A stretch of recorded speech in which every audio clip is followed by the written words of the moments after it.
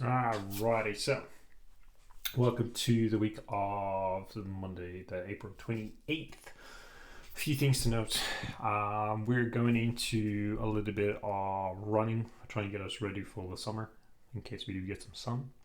The big thing we're going to be pairing with this is the workouts. The warm ups are going to be the same pretty much. There's going to be slight variations, but pretty much they're going to be the same across every single day, whether the running is going to be in the workout or not. And the big thing about this is we're working on running as well as our ability to squat. So if we take a look on, say, Monday, a big thing we're going to be doing is, say, a 400-meter run.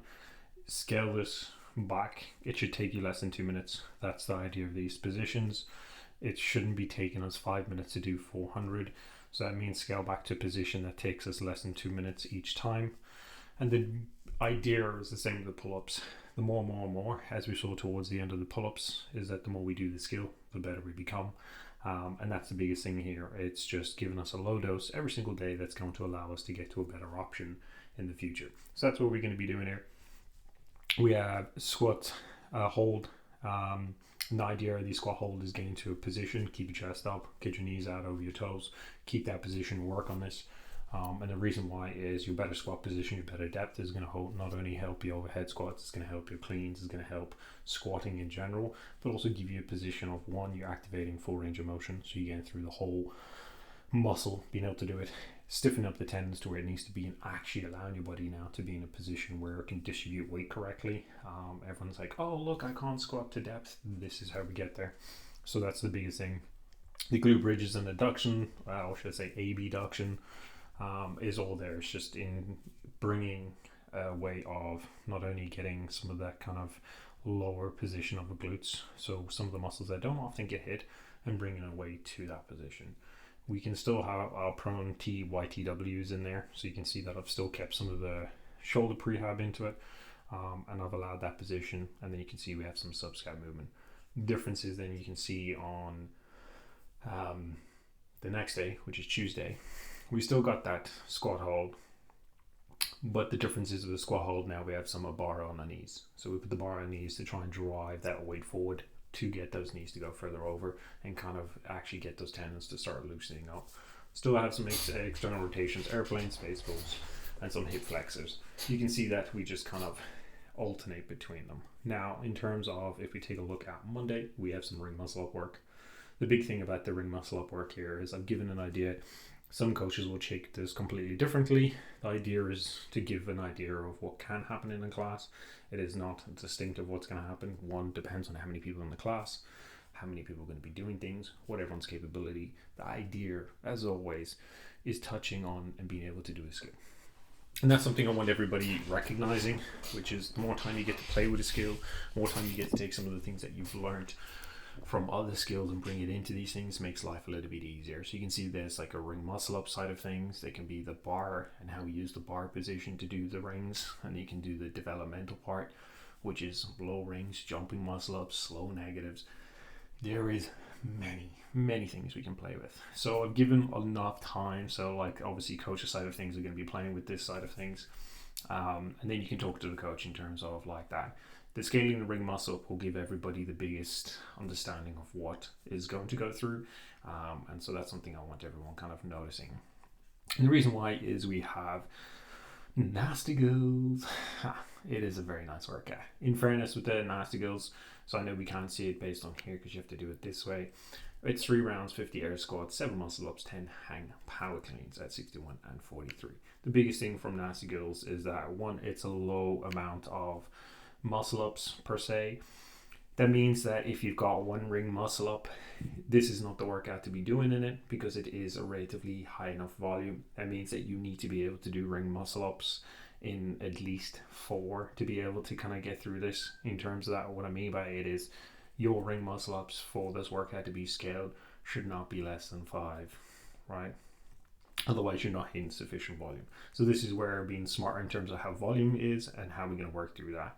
Now the scales also allow everybody to play with it, and this is the big thing of focusing on that. Play with a option that you have. If you have 1 ring muscle ups, do 1 ring muscle up and finish on the bar muscle ups. Do your scale progression so you can do low ring muscle ups. which a lot of people don't realize are actively hard. So there's something to work on. Tuesday side of things, we have every 2 minutes with 12 sets. This is going to be a nice burner for a lot of people. We're doing box jumps and pike push-ups with a row. You are going to have to push because it's every 2 minutes. That means that you're going to be going into this feeling fatigued. Some people are going to be able to get through this really easily, some will not. The key here is that you should always be going sub 140 each round. The time cap, of course, is 2 minutes. I have no problem with you working to the 2 minute mark and going straight into the next thing. Well, what I have an issue with is that if you continuously do this and you get worse and worse and worse over time, you are not hitting the stimulus. And so that's the thing. So if you mess up a round and you're like, oh, look, I hit 2 minutes, perfectly okay. If every single round of your 12 sets becomes you hitting 2 minutes and you're not hitting that, you are not hitting the stimulus, pull back the reps and get to the stimulus, right? This is how much can you do on the fatigue? And that's the biggest thing. We're pairing upper body, and a mixture of both. We're preparing lower body, upper body, and a mixture of both. And this is the big thing here. Your row's always going to be in a sprint capacity. Your wall should always be done unbroken. Your pike push-ups is so that everyone builds a better position. Everyone's like, oh, I want to do handstand push-ups. Trust me, this is going to wreck. And then your box jumps and everything. So explosivity, upper body pulling, and have a little bit of fun. And remember, create a triangle between your hands and head. Your hand and head should not be in the same plane. You need to move forward. Now, for Wednesday, I'm trying to remember the dates. We have beautiful back squats. So this is going to be a continuous one, kind of build up a little bit of volume there and learn how to clear lactate. So these are continuous sets. Be cautious.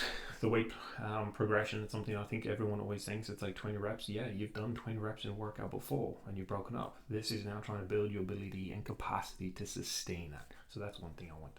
And then Randy, one of my personal favorite of a workout, it is basically your 75 snatches for time. As you can take a look, power snatches, ding ding ding. It's not too bad. Lightweight. One thing I would say about this is not a muscle workout. Everyone likes to think, oh yeah, I'll muscle in the thing, and then what they do is they get to around about 2 minute mark and they can't move properly anymore because their back and shoulders are blown. Power your snatches, use technique, it'll help you in the long run. Sets of 5 to 10 are going to be the big thing for someone who's done this about 5, 6, 7 times. Doing 20 to 30 reps unbroken in the beginning seems like a fun idea, and you're like, oh, I'm going to get through this smashingly. You end up ending go to 2s and 3s if you burn out too quickly. So be smart about that. One is going to be my biggest thing about that for everybody. Let me move forward. There we go. For Thursday, we have a nice rolling clock of 40 minutes. 2.2k, 2 kilometer row, and then we go into an echo bike or run. Now this is going to obviously depend on how many people are in the class. This is not meant to be a complete sprint, right? This whole point of this part is to find a good steady tempo and continually working. It is not meant to be a zone 5 for every single person. Your roughly 2 kilometers is going to come in around between 8 to 10 minutes.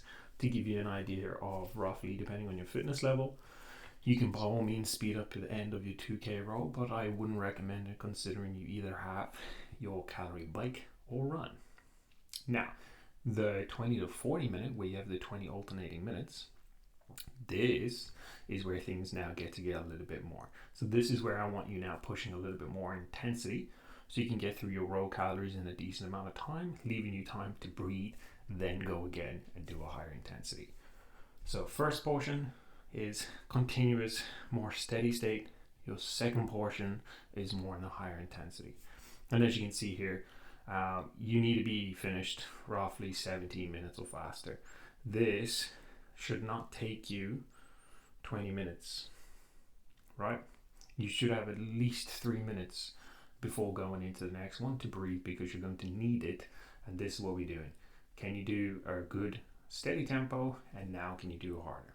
Your Friday one, your cis splats and the split jerks. Split jerks, we're going to bring that back in, spend a little bit of time. It's not too major, just because I wanted guys to be touched on before we start doing a little bit more on the split jerks. So that will be just a little primer for everybody on that side of thing. The cis splat is going to be a nice one. Obviously, we got dual dumbbell box step ups, toes bar, making swings. The key on this one, you can take a look.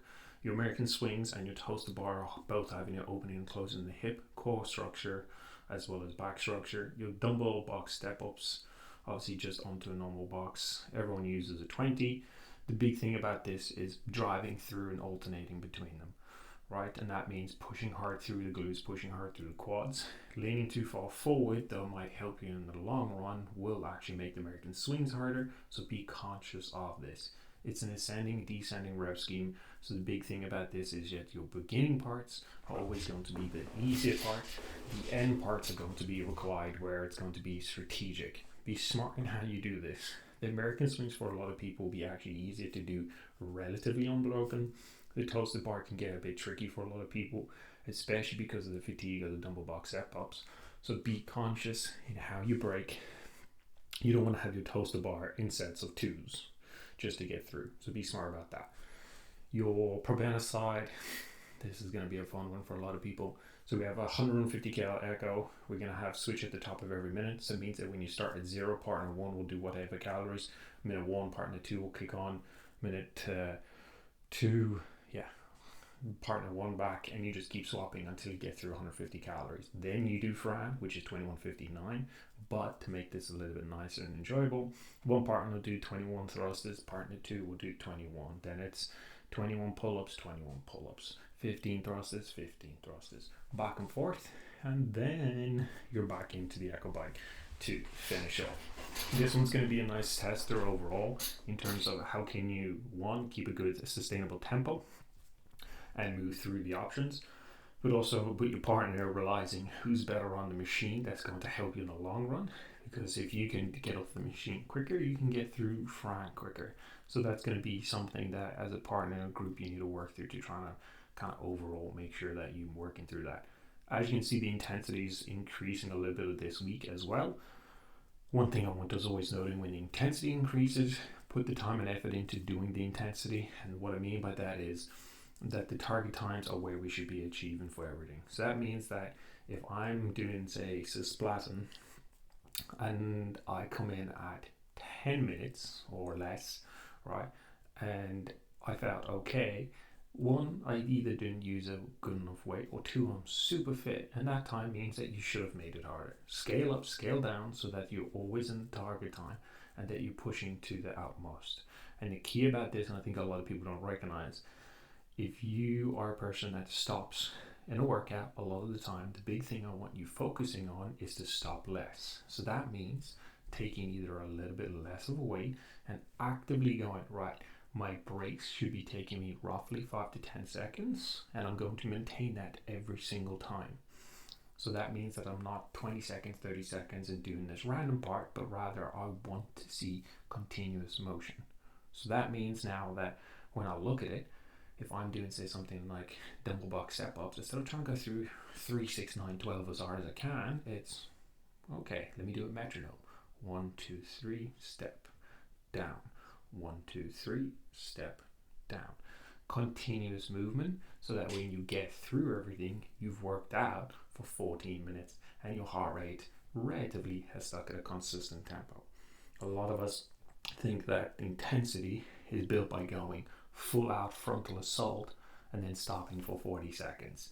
Doesn't get you better.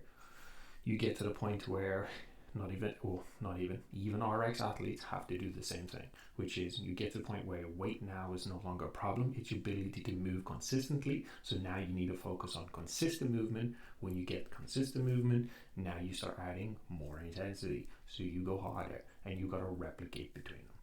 Just something that I would like everyone to start thinking about.